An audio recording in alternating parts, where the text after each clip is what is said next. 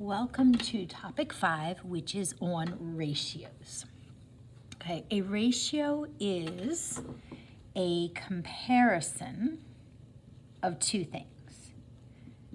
Okay, we can write these a few ways. So comparison of two items, things, whatever you want to compare actually.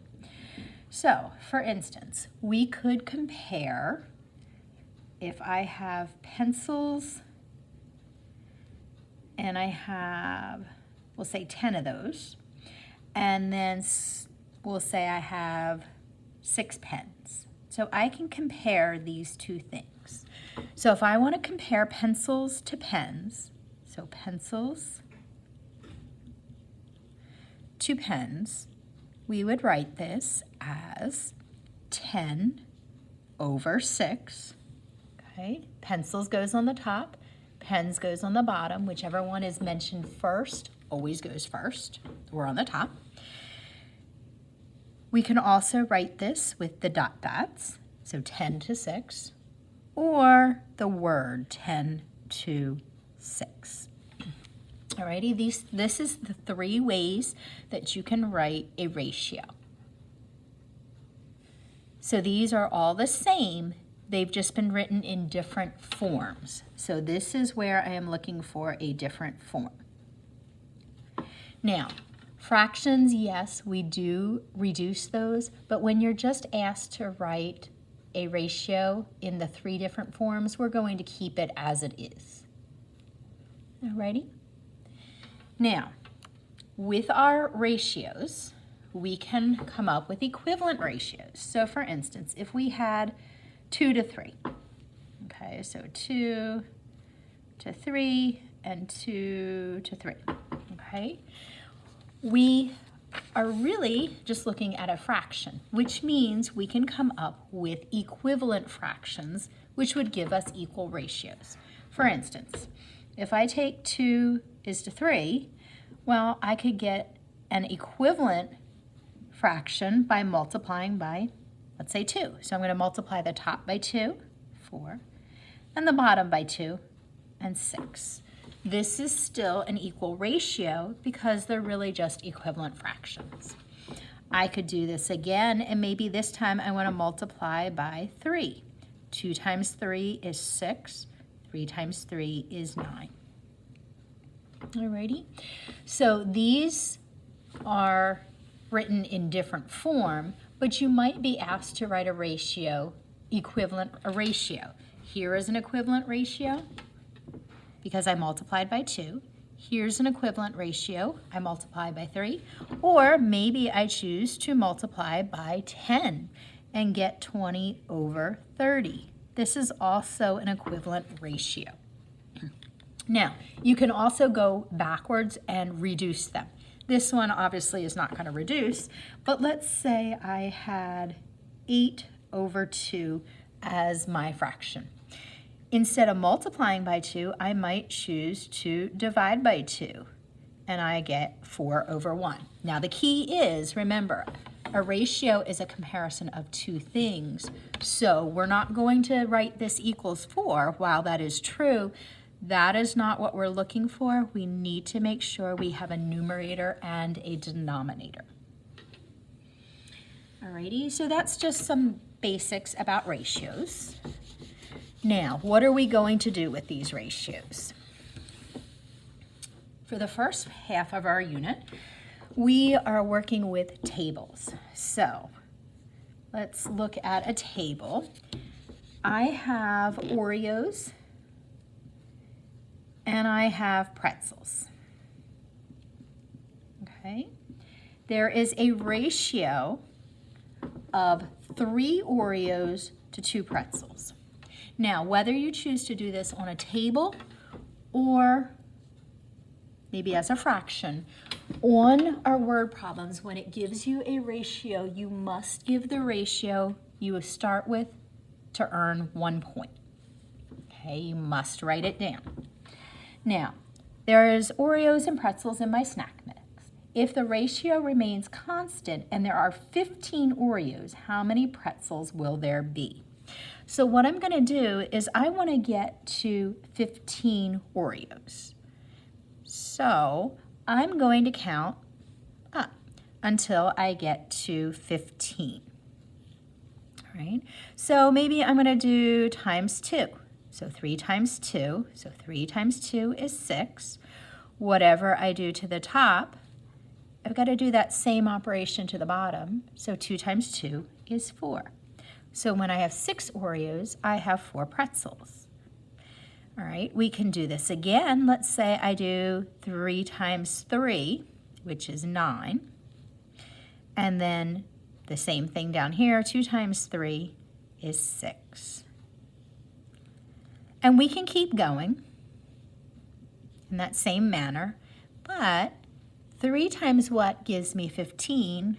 Well, that's 5, which means I'm going to do the same thing in the denominator. So 2 times 5 is 10. All right, so this is our initial ratio that we started with. That is worth 1 point.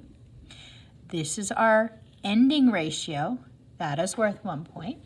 And students need to write a sentence such as, I have 15 Oreos and 10 pretzels in my snack mix.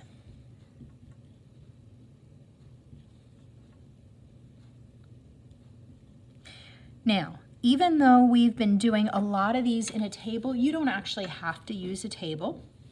Okay, so we're now going to look at, let's see, my husband made a snack mix. It has Oreos and pretzels. Oops, we're not going to make a table this time. Oreos and pretzels. In his snack mix, he likes things more salty, so he is going to have 3 pretzels to 2 Oreos. Okay, now we are comparing, we cared about 15 Oreos, so I'm going to, even though it's not going to work out well, it's okay. I want to find out how many pretzels when this snack mix has 15 Oreos. So what I can do is, well, 2 times what gives me 15? Well, we can do it, but it's going to end up being a decimal number. So what I'm going to do is I'm going to do the butterfly method. So 2 times something equals 3 times 15, which is 45. Okay, we can solve this. I'm going to change this to an X. It'll make it a little bit easier. We can solve this because we've done these problems before. This says 2 times X. We want to get the X alone. We want to get the 2 to the other side. So 2 times X, we'll do the opposite. Instead of multiplication, we're going to do division on both sides. That leaves me with X equals 2 goes into 4 2 times, 2 goes into 5 2 times, and 1 left over. So that tells me when I have 15 Oreos, I have 22.5 pretzels. Okay. Now, if I was to compare these both have 15 Oreos, but I can see there's a lot more pretzels in this snack mix. Okay. So this one has more pretzels. Also, if I just added these, 15 plus 10, that gives me 25 items in my snack mix, okay? Where this one is 15 plus 22.5, which is 37.5 items. So I could compare. You always must hold one number steady, but I can compare and say that this has more pretzels, and this is the larger batch of snack mix. Okay. Alrighty, and one last one to help. For a recipe making a large wedding cake, Sophie used 24 cups of butter. So we're using butter, and she has 24 cups.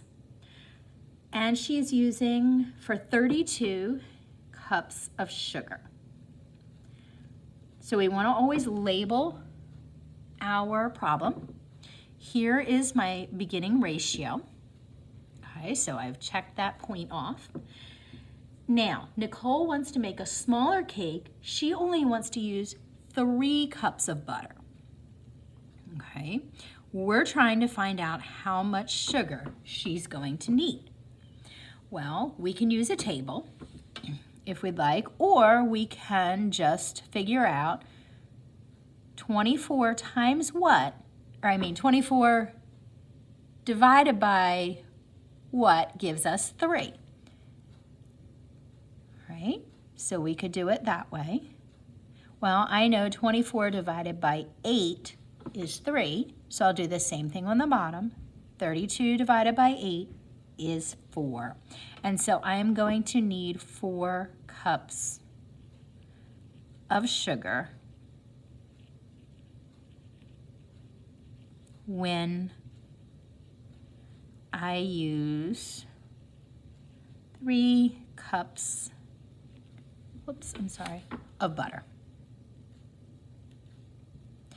This would work the same if you put it in a table. Okay, then there would just be dividing there. And maybe you say, I'm going to cut this in half. Well, if I cut this in half, I have 12. And if I cut this one in half, I'd have 16. Well, I haven't quite made it to 3 yet, so I'm going to cut it in half again. So if I cut this in half again, I get 6 and I get 8. If I cut it in half again, I get 3 and 4. So you can do it as a table, or you can just look at it as equivalent fractions. Students need to show the initial ratio, the final ratio, and they need to write a sentence that explains their answer. There needs to be numbers in it so they have concrete evidence. And when you compare different tables, you need to be comparing the same thing. So if somebody else had a cake, you would need to compare maybe the 4 in both of these for the sugar so that you can talk about the same item.